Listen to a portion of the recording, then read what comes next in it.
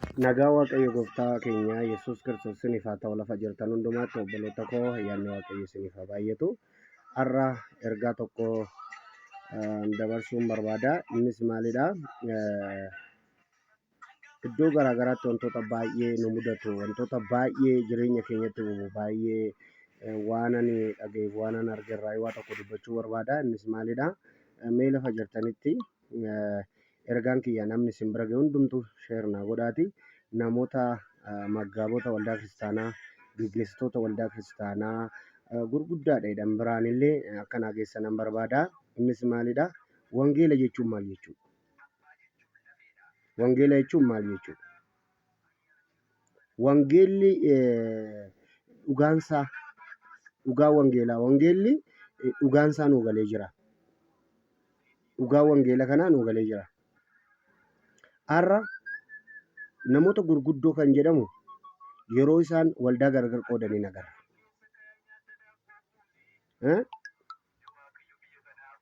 Sababii isa kanaaf iyyuu hojii ergamootaa boqonnaa 4 lakkoofsa 32 irratti ergaa dubbatame sana sagalee achirra jiru sana akka ilaaltanii deebinaa kennitan an barbaada.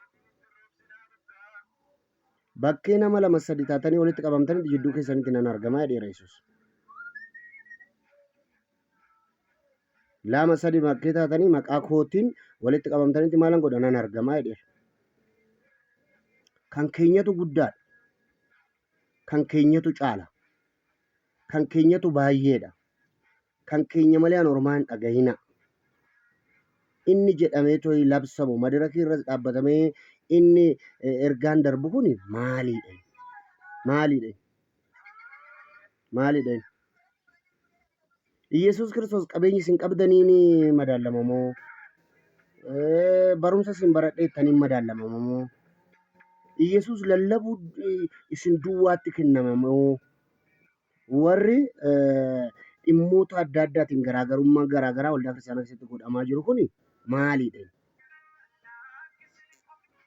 Namni ani ifa keessa hin jiraadha jecha obboleessa isaa immoo jibbu inni nabse gadaayidha inni sagaleen Waaqayyoo maal jechuu isaati? Maal jechuu isaati? Maal jechuu isaati? Maaliif tokkummaan lallabamuu dadhabe? Maaliif jaalalli lallabamuu dadhabe? Waldaa amma yoomitti wal qoonna? Amma yoomitti gargar wal baafna? Amma yoomitti yaadota dhugaan taane jireenya saba tajaajilullee joonjessina? Maaliif dhugaan jiru dhokata? Waldoonni jiran kun gooftaa keessa hin jiru moo? Dhugaan jiru maaliif akka inni dhokatu? Dhugaan jiru maaliif akka himamuu dadhabu garuu naan galu. Sababii isa kanaaf adaraa isinitti haa ta'u. Ergaa kana irratti na hojjedha. Waan akkasiillee jedheen beeku waan dhimma koo waan baay'ee deddeebi'ee waan an argiif waan an dhageeffan kana dubbadha. Sheer naa godhaa namoota hunduma biraan nagaati isa kana irratti haa hojjetamu. Namni tokko qulqullummaadhaan garaa qajeelaadhaan hojii wangeelaa hojjeta taanaan maaliif dhiibama? Maaliif dhiibama? Kan nuti mormaa jirru hin fakkeessinaayi, waliin hin makinaayi jennee dubbataa jirra. Hamma namni tokko jireenya qulqullummaa qabaatee wangeela lallabutti, amma jireenya sirrii qabaatutti, abaluu bira hin dhaqinaa, achi hin dhaqinaa, iddoo sana hin dhaqinaa, ol hin bahinaa, wantoota akkas akkasiitiin namoota jaanjessuun maaliif barbaachisa? Dhugaa jiru walitti himuun gaariidha. Wangeela jechuun maal jechuudha? Wangeela jechuun maal jechuudha? Wangeela jechuun maal jechuudha? Hojii ergamootaa boqonnaa 4 lakkoofsa 32 irratti isa caafame nan barbaada. Isa kana ibsa bal'aa akkanaa goota nan barbaada. Ani ifa keessa hin jiraadhee obboleessa isaa kan jibbu inni nabse gadaayidha isa jedhu sana sagalee kana akka irratti na hojjetta nan barbaada. Kanaaf wangeelli wangeela wanta bira qabuun hin barbaachisu. Bakka hundumaa isin jiraachuu isin qabdanii dhugaa jiru immoo bu'atanii lafa dhugaan jiru deeggaru lafa sobni jiru soba jira jettanii dura dhaabbachuu lafa jaalalli hin jirre lafa adeemsa sirriin hin jirre akka namoonni dhaqanii jireenya isaanii miine gorsuun barsiisuun sirrii. dhugaadhaaf dhaabbachuun hojii keenya edda ta'e isa kamtu dhugaadha. Kanaaf ergaa kana akka irratti na hojjetamu barbaada. Akka deebii akkana keessan barbaada. Lafa jirtanitti inni akkas waliin godhan kun haa dhaabatu. Wangeelli inni sirriin haa lallabamu. Anama waldaan tajaajilu keessa jira. Namoota ni bira hin dhufne namoota hin deeggaruu nan qaba. Maaliif jireenya wangeelaa qabu kaa? Jireenya wangeelaa qabu. Kan kiyya bichaa inni jedhamu maalidha? Hara gooftaan inni dhiiga nu dhangalaasee iyyuu nu taazzaba. Hara laphee ofii sirreessuun gaariidha abbootiin. Tokkummaa waldootii irratti hojjedha. Namoota wal jaalachiisaa. Namoota gargar hin qoodinaa. Ola deemaa addaan facaasinaa. Wangeela walitti himaa. Dhugaa walitti himna. Ani biyya lafaarra nan darba hin dabartaatis dhugaa himne haa dabarru. Dhaloota joonjessinee darbuun homaa nuuf fayyadu. Dhugaa irratti haa hojjennu, dhugaa walitti haa himnu. Dhugaa walitti haa himnu. Wangeela isa dhugaa walitti haa himnu. Wangeelatti deeffatanii to'ii inni dhimma ofii lallabatan haafu. Wangeela walitti hima. Wangeela walitti hima. Arras borus dabaleen jedha wangeela walitti hima. Wangeela walitti labsa. Wangeela dhugaa walitti himna. Isa tokkummaa jaalatu sana, isa nagaa jaalatu sana. Namni tokko badii qabaachuu danda'a. Bira dhaqaa gorsa. Ofitti qabaa. Sababii isin ofitti qabuu dhiiftanii namni baay'een badaa jira. Ofitti qabaa. Gorsa laadhaafi barumsa laadhaafi otoo jaalalaan itti dhaqxanii otoo ofitti qabdanii namni maaliif isin baqata? Sabii kanaaf namoota ofitti qabaa. Dhugaa itti himaa. Yoo didee bahe yoo dhugaan barbaadu jedhee yaadayyuu inni baheera filateera waan isaa ta'u. Dhugaa walitti himna. Dhugaa keessatti wal eegna. Dhugaa keessattis wal jajjabeessina. Waldaa fedhe haa ta'u dhugaa qaba taanaan dhugaasaa dhugaa nama dhugaa qabu duuka dhaabbadhaa. Nama dhugaa beeku dura dhaabbadhaa. Nama dhugaa beeku gorsaa. Nama dhugaa beeku guddisaa. Dhugaa lallabaa. Dhugaattis jiraadhaa. Kanaaf wangeela dhugaa kana walitti haa himnu. Wangeela dhugaa kana haa tumsinu.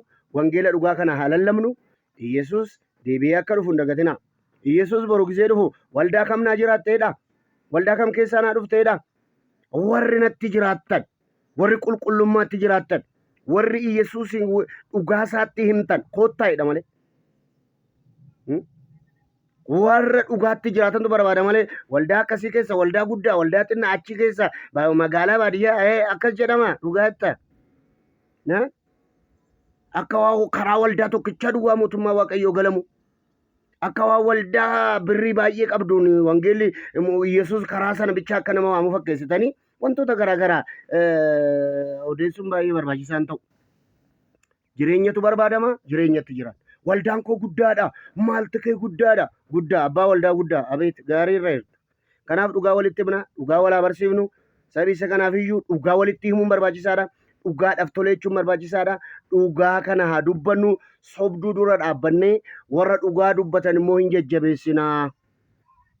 Waan sirrii hin taaneen sirrii miti. Waan sirrii ta'een immoo sirriidha jechuun dirqama keenya. Garuu inni kiisii garaagaraa godhatan kun oduu hafee gaariidha jechuun barbaadetanii na of kalcha yoon balleesse dhiifama naa godhaa. Garuu ergaan koo nama baay'ee biraa akka ga'u namni baay'een akka itti yaaduun barbaada.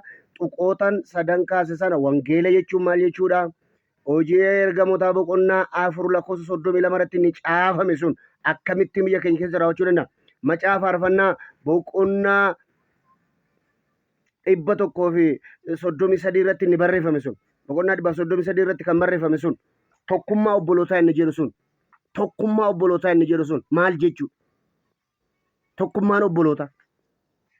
Tokkummaan obbolootaa kan maatii tokkichaa duwwaadha moo kan waldaa tokkichaa duwwaadha moo tokkummaan obbolootaa inni jedhu sun irratti hojjetamuu qaba jechuu barbaachisan. Tokkummaa obbolootaa isa kana irratti yaada. Tokkummaa maaliif jibba? Jaalalli maaliif dhibanu gidduu? Sababii isa kanaaf iyyuu hamma yoonatti gargar wal babaasuu nu fixe diinaf nu godhe dhaloota nu jalaa ajjeese mee kana booddee dammaqnee irratti haa hojjennu.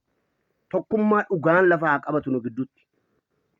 Afaanin tokkummaa barbaadna jecha hojiidhaan immoo tokkummaa kan diigu baay'eetu jira. Sababii ta'eef isa kana irratti akka yaada naalaattan akka namoota biraanis na geessan nan barbaada. ተባረኩ። ወዳችኋለሁ። እግዚአብሔር ከእናንተ ጋር ይሁን። ስለዚህ እግዚአብሔር ከክፉ ሁሉ የሚጠብቅ እግዚአብሔር ከሁሉ በላይ ስለሆነ እግዚአብሔር ከእናንተ ጋር ይሁን። ተባረኩ። ወዳችኋለሁ። ሰላም ነው።